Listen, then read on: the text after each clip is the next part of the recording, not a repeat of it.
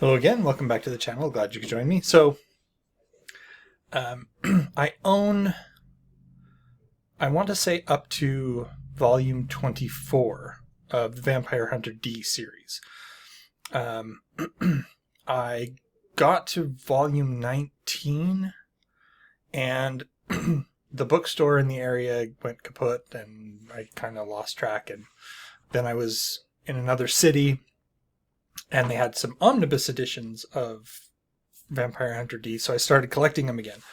Well, I went to read the ones that I haven't gotten to yet, and realized that if I review those on the channel, I've only reviewed the first book in the Vampire Hunter D series and not any ones between 1 and 9. I was like 19 is where I think I was going to start reading again. So I figured maybe what I should do is go back and read the series up to the omnibus and then go into those ones rather than jumping way ahead, going from 1 to 19. So I reread Razor of Gales. Razor of Gales is book 2 in the Vampire Hunter D series, and Kikuchi Hideyuki, I hope I'm pronouncing that somewhat close. It's kind of funny. When I first started collecting these books, I think there were 20 some odd in the series, and now there's 57 volumes in the Vampire Hunter D series. And there are, I think, 30 of them that are translated into English. I hope they keep going. I have to say that I first came across Vampire Hunter D in the anime form. The first time that I don't even remember how I figured out. Oh, no, I do know how I figured it out.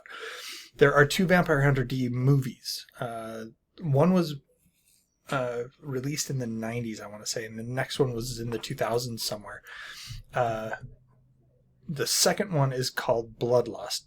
Vampire Hunter D Bloodlust, and I remember seeing at the end, in the end credits, based on the works of, we say it, his first name is Hideyuki, but in Japanese you would go with the last name first, which is Kikuchi. So, anyway, so it said based on his works, and I was like, oh, hey, there's books that I can read about Vampire Hunter D. So I started collecting them, because around about the time of the release of the movie, Dark Horse Comics, which is interesting that it's the comic publisher, Dark Horse Comics started releasing the English translations of Vampire Hunter D series. One thing that I really do appreciate about the series is that the translator, who if I remember right, it's Kevin Leahy, and props to him for working on these. The first translation was a bit rough. Second one better. Third one better, and it just keeps improving as he gets better at his craft. I don't know if he did. I assume he did some translation before, and that's why he was hired. But maybe it's the fact that he's also getting used to the author's writing style, that he's actually improving in as he goes along. Anyway, I do have some other books that are translations, and one of the ones that I have is a translation of The Lord of the Rings into Italian. And one of the things that I noticed about it is recently, I've read this before, but I just recently noticed it. There's a part in when Bilbo puts on the ring during his birthday party, and he disappears into thin air, as the colloquial expression goes. And the translator puts in a note about, this doesn't make any sense in Italian. We don't have any. And I'm like, really? You don't have a colloquialism for disappearing all of a sudden? And I'm like, yeah, actually they do. They do have a colloquialism, which is really weird. Why the translator was like, I'm just going to put this in literally rather than give you the figurative equivalent. But anyway, so like I said, translations can be a mixed bag in my opinion. I do have some other books that are translations from Italian into English.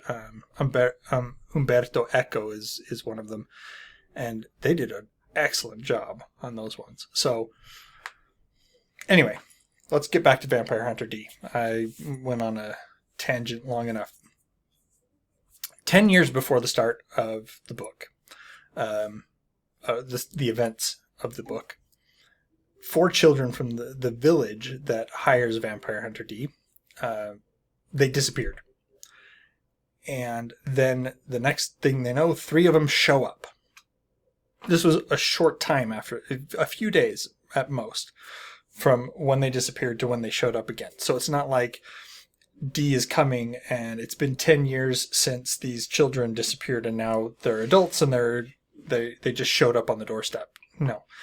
They hired him because the previous vampire hunter that they hired was killed by a vampire during daylight. They were taking the coffin with the vampire in it, and they were going to chuck it in the river, which is running water, which is a vampire's weakness. And the vampire punched through the coffin lid and grabbed the vampire hunter as they were chucking the vampire into the river. So there's a vampire that's attacking the village. They have these 3 children that are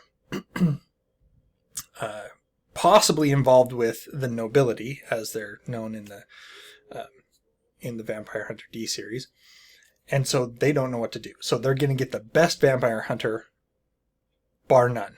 Vampire Hunter D is known far and wide and feared far and wide for his prowess in hunting vampires. In fact, he shows up at the village, and on a hill outside of the village, there is an old castle that belongs to the nobility, the ruins of an old castle. And it's on a hill. The hill is not that high. You could walk up it in 30 minutes. Not that big a deal. However, there's something about the hill that when you start climbing the hill, it takes you all day to climb the hill. You can get back down in about 30 minutes, but it takes all day to climb the hill. And that's where we first run into D. Members of the Vigilance Committee, if I'm remembering the term correctly, they're going into this ruin to hunt down the vampire themselves. And they run into Lena. Lena is one of the children that was kidnapped 10 years before. And the children, though they were returned safe and healthy, they were changed. One of them, whatever was done to them when they disappeared, he's basically a giant, great big giant guy now, but he's got the mind. There's something wrong with his mind. It's not as good as it once was. It's kind of like he's trapped being a child. Then they have Lena, who is smarter now than she was before, and Mr. Meyer, who is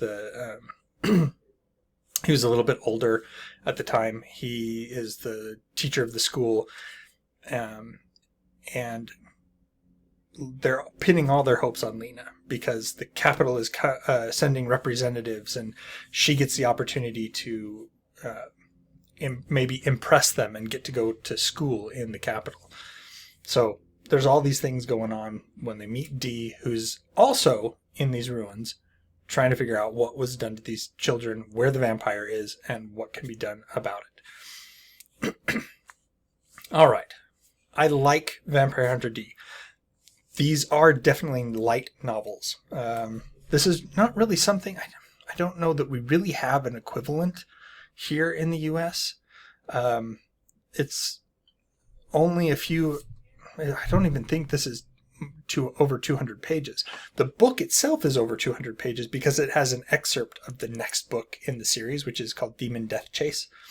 So the last, I don't know, maybe 25 pages or so of the book is an excerpt of the next book. So all of these books are relatively short, and the reading level is not very high compared to, say, Umberto Eco.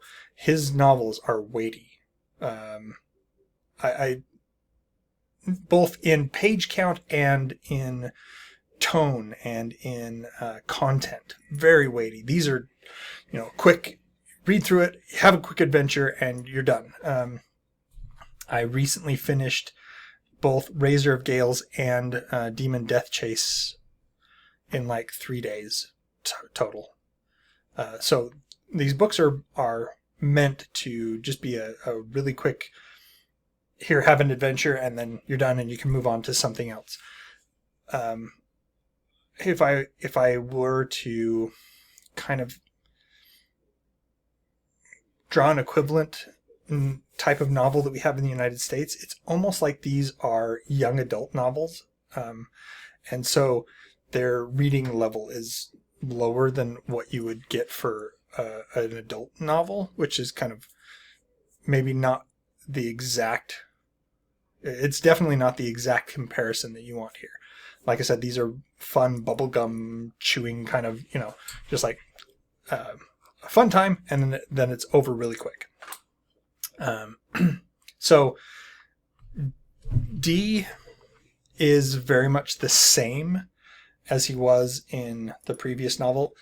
Over the course of the series, D doesn't really change much.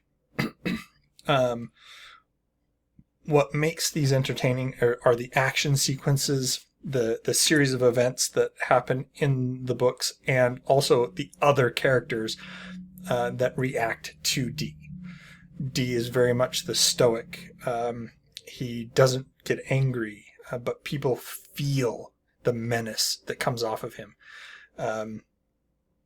Most people don't even bother fighting D. And those people that do fight D, either they're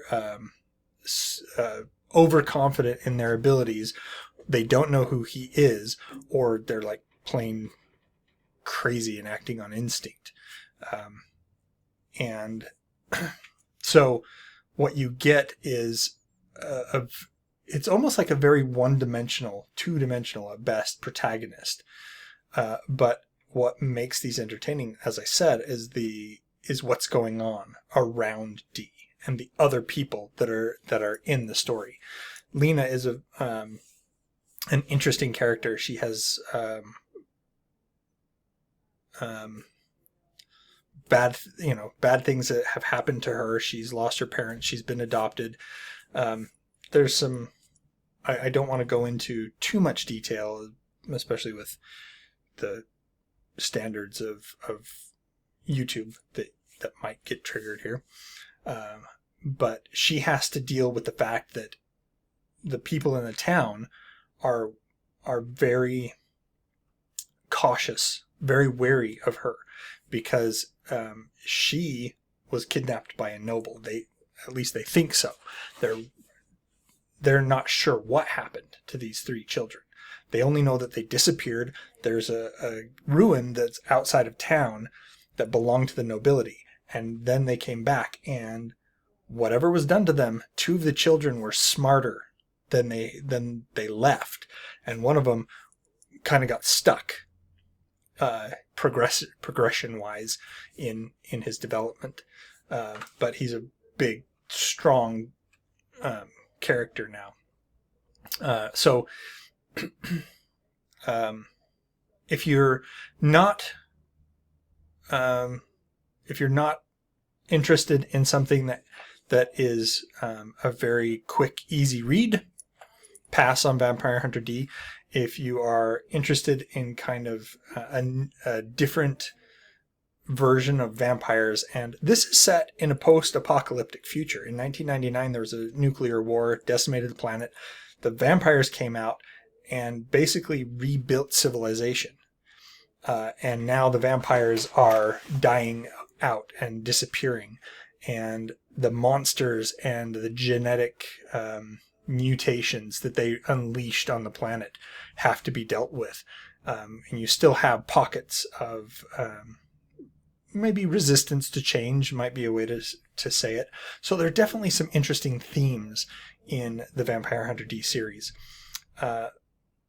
And I have to say, he's not a hugely complex, he's not a very complex protagonist, but it's fun. It's fun to watch or to read about D and his left hand, and to kind of see the stuff that goes on around D and what he does. That's it for today. Let me know if you've read any of the other Vampire Hunter D series. Let me know if you've watched the anime. As I said, the first time I was exposed to it, I watched the original Vampire Hunter D anime with a friend, and then I found out later that they brought out another one, called Bloodlust. Of the two, Bloodlust is the better one, and you can kind of see that the first one was definitely a product of the 90s. Anyway, that's it for today. Like, share, subscribe, all that other stuff. And until next time, enjoy what you're reading.